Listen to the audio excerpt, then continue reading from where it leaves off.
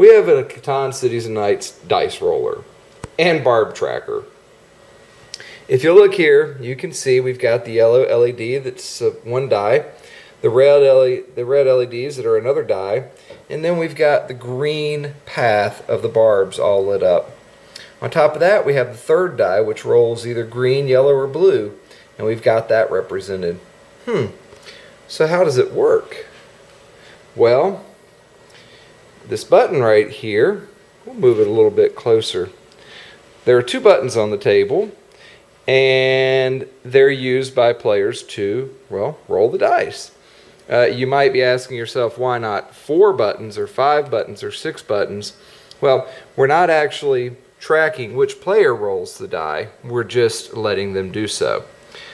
So if we push the button once, that means the game's ready to start. That green LED just means we're rolling now. We're ready to play. Push it again, everything lights up.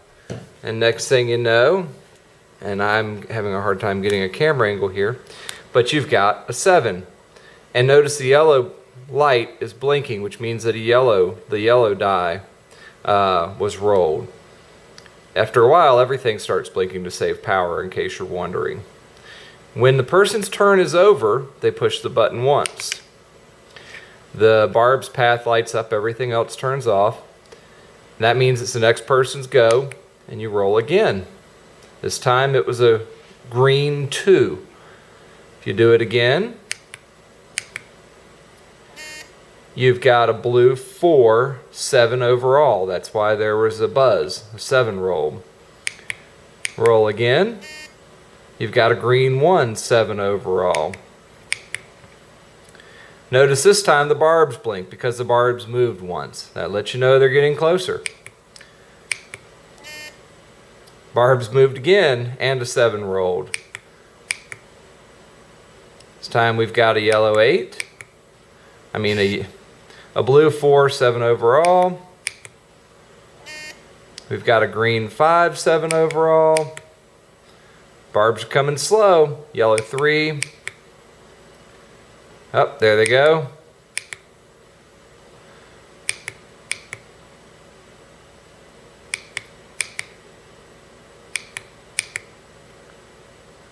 We've got a barb movement again, 3 away, 2 away, 1 away,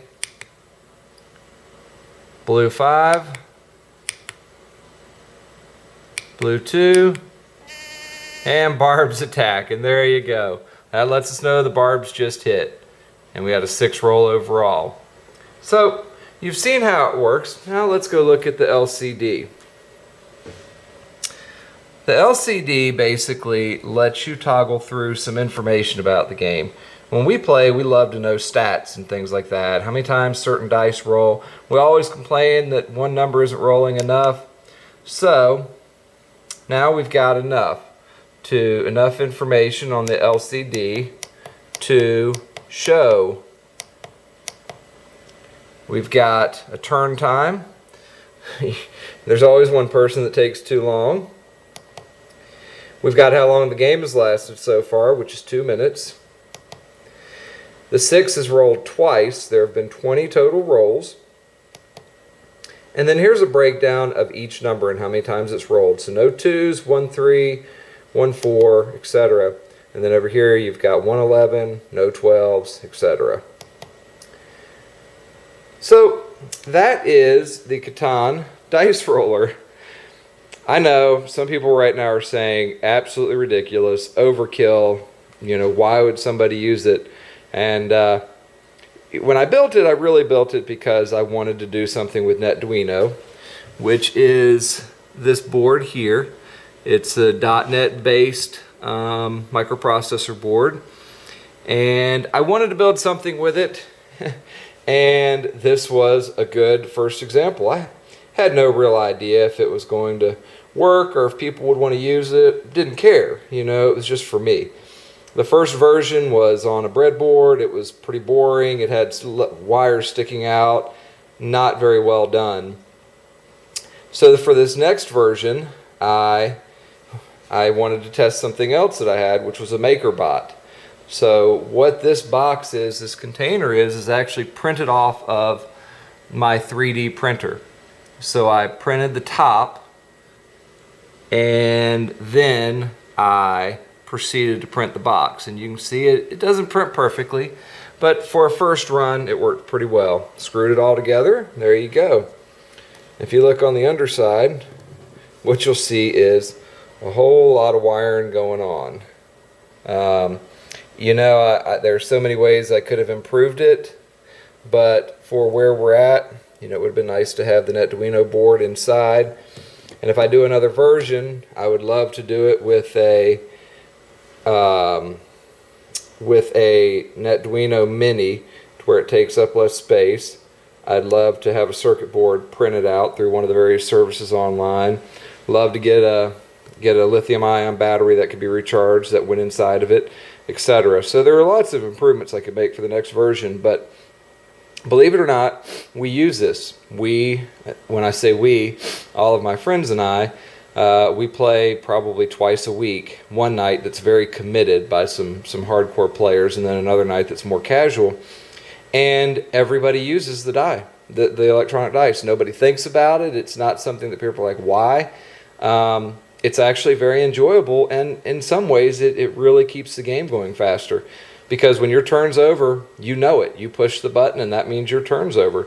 No more dice falling. You get to use more of the table because you don't need space for the dice to roll. I know they're little things, but it really makes the game a lot smoother. And you know, when you're playing Cities and Nights, I know for me personally, and maybe I'm a little bit of a slower player, if I wasn't the one running the Barb's board, I would forget it. Now I never forget it. If I wasn't paying attention, I might forget to get my card if there was a blue 2, for example. Now with the blue LED blinking, everybody remembers to get their card. So a lot of improvements. You know, just if somebody's taking too long, you can now give them objective information on how long they're taking and tell them to move on. So, you know, I'm justifying here. The bottom line is you have to either appreciate it or not. If you don't, that's okay. You would never use something like this, but we love it. We love to play with it. We love to play Catan. It makes it better. Personally, it gives me a chance to do Netduino development and use my Makerbot. So there you have it. Hope you enjoyed it, and hope you have fun playing more Catan.